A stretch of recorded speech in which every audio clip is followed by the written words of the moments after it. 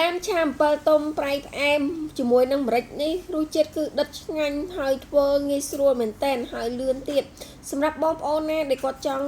ធ្វើមុខម្ហូបមួយមុខនេះកុំភ្លេចមើលពីដើមដល់ចប់របៀបធ្វើងាយគឺរូបមន្តគឺខ្ញុំផ្ទាល់តែម្ដងជារូបមន្តប្រចាំផ្ទះមិនមែនជាបែបចុងភៅឬមួយអីផ្សេងទេព្រោះថាការធ្វើម្ហូបគឺមានរបៀបរបបធ្វើខុសៗគ្នាជាដំបូងគឺខ្ញុំចាប់ផ្ដើមយកក្តាមយកទៅបកវាហើយទៅខ្ញុំយកមកលាងការលាងសម្អាតក្តាមគឺបងប្អូនលាងតាមជាក់ស្ដែង 4-5 ទឹក10ទឹកអីតាមមើលតាមជាក់ស្ដែងថាវាជ្រះនៅហើយខ្ញុំបកអាកន្លែងស្ទះពីលើហ្នឹងហើយនឹងអានៅលើស្នូកដូចខ្ញុំបង្ហាញមុនហ្នឹងគឺបកវាចេញឲ្យអស់ដើម្បីកុំឲ្យឈឺពោះលាងស្អាតហើយយើងដាក់វាឲ្យច្រោះទឹកចាប់ផ្ដើមបុកគ្រឿងនេះអត់មានអីច្រើនទេខ្ញុំបុកម្ទេសជាមួយនឹងម្រេចហើយនឹងខ្ទឹមសរបស់យើងដាក់តាមចំណង់ចំណូលចិត្តខ្ញុំដាក់រៀងច្រើនព្រោះខ្ញុំចូលចិត្តតែបើបងប្អូនអត់ចូលចិត្តទេអាចថែមបន្ថយឬមួយក៏ដាក់ម្ទេសច្រើនជាងនឹងម្រេចច្រើនជាងនឹងអីតាមចំណង់ចំណូលចិត្តបើយើងថែមថយតាមនឹងខ្ញុំបុកគ្រឿងរួចរាល់ហើយខ្ញុំចាប់ផ្ដើមដាក់ខ្ទះឲ្យក្តៅដើម្បីចាក់ខ្លាញ់ចូលនឹងបំពងគ្រឿងដែលយើងបានបុកអំបញ្ញមិញឆាវាឲ្យឡើងឈ្ងុយល្អប្រេងគឺខ្ញុំដាក់ប៉ុណ្ណឹងអត់ដាក់ច្រើនពេកទេបងប្អូនអាចដាក់តាមស្មានទៅលើក្តាមរបស់យើងសម្រាប់បងប្អូនដែលគាត់ឆាអត់ដែលធ្លាប់ដាក់អំពិលទុំបងប្អូនអាចដាក់សាក់ម្ដងនៅការធ្វើដាក់អំពិលទុំនេះគឺមានរសជាតិដិតឆ្ងាញ់មុតតែម្ដងសម្រាប់បងប្អូនដែលគាត់ខ្លះទៀតក៏គាត់ធ្លាប់ឆាដាក់អំពិលទុំបងប្អូនខ្លះទៀតគឺគាត់អត់ដែរទេព្រោះថាការធ្វើម្ហូបបែបខ្លះវាទៅតាមតំបន់នីមួយ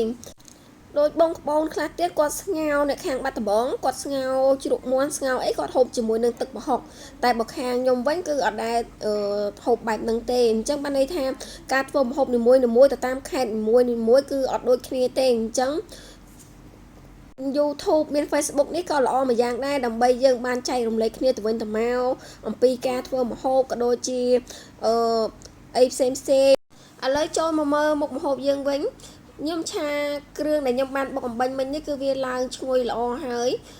សម្រាប់ម្រេចនេះបងប្អូនអាចបុកឲ្យម៉ត់ជាងនឹងក៏បានប៉ុណ្ណឹងក៏បានខ្ញុំចង់ឲ្យវានៅរៀងដុំអញ្ចឹងណាពេលយើងហូបទៅវាប៉ះខ្ញុំចូលចិត្តបែបហ្នឹងអញ្ចឹងបើសិនជាបងប្អូនចូលចិត្តបែបហ្នឹងទេអាចបុកឲ្យម៉ត់ជាងហ្នឹងថែមថយដូចជាម្ទេសចង់ដាក់លើហ្នឹងច្រើនជាងហ្នឹងតិចជាងហ្នឹងអីយើងដាក់ថែមថយតាមហ្នឹងទៅអាស្រ័យដូចថាយើងអ្នកធ្វើអាស្រ័យតាមមាត់អ្នកហូបផ្ទះនេះរបស់យើងផ្ទាល់តែម្ដងនេះនិយាយចោលតដឹកអំបញ្ញមិញនេះខ្ញុំចាក់ប្រេងម្ទេសចូលបន្តិចដើម្បីយកពណ៌និងឲ្យវាពណ៌រាងក្រហមស្អាតសម្រាប់គ្រឿងផ្សំគឺខ្ញុំចាប់ផ្ដើមលាយវាឲ្យហើយមុនពេលដែលខ្ញុំឆាគ្រឿងមានដូចជាប្រេងខ្យងទឹកស៊ីអ៊ីវស្ករប៊ីចេងរ៉ូឌីនិងប៊ីចេងបងប្អូនអាចដាក់តិចច្រើនអីតាមចំណង់ចំណូលចិត្តយើងភ្លុកមើលតាមតម្រូវមាត់ផ្ទះអ្នកធ្វើហូបនីមួយដាក់អំពិលទុំចូលអំពិលទុំនេះយើងត្រាំយកទៅទឹកអំពិលទុំយកគ្រាប់ចេញឲ្យហើយក៏បានបើបងប្អូនអត់មានពេលអីទេគឺអាចដាក់ទៅតែអញ្ចឹងក៏បានដូចគ្នាអត់អីទេព្រោះថាការធ្វើវាតាមកលៈទេសៈតាមពេលវេលាដូចគ្នាខ្ញុំដាក់ចូលបែបនេះតែម្ដងកូរវាច្របល់ជាមួយនឹងគ្រឿងហើយនឹងខ្ទឹមរបស់យើងនេះឲ្យវាសព្វចូលគ្នាល្អបន្ទាប់មកខ្ញុំក៏បានបន្ថែមទឹកបន្តិចដើម្បីឲ្យវារីកអំពិលយើងផងអញ្ចឹងណាដាក់ទឹកលួចបន្តិចមករួចកូរវាបញ្ចូលគ្នាឲ្យអំពិលវារៀងរីកចេញជាតិជូរបានល្អហើយយើងភ្លក់មើលទៅថារសជាតិនឹងល្មមដែលយើងចូលចិត្តហើយឬនៅបើថាល្មមហើយយើងចាប់ផ្ដើមដាក់ក្តាមចូលសម្រាប់ក្តាមដូចខ្ញុំចាក់លាងសម្អាតគឺយើងលាងទៅតាមជាក់ស្ដែងហើយកុំភ្លេចបេះអារៀងដូចប្រុយពីលើក្តាមហ៎អាហ្នឹងដឹងគេហៅថាអីយើងបេះអាហ្នឹងឲ្យស្អាតព្រោះថាបើសិនជានៅវាអាចធ្វើឲ្យយើងចុកពោះឬមួយអីផ្សេងក្តាមធំខ្ញុំកាច់វាជាពីរហើយក្តាមតូចគឺខ្ញុំដាក់ទាំងមូលតែម្ដងសម្រាប់ការធ្វើឆាក្តាមនេះគឺរសជាតិគឺឆ្ងាញ់មែនតែនសម្រាប់អ្នកដែលចូលចិត្ត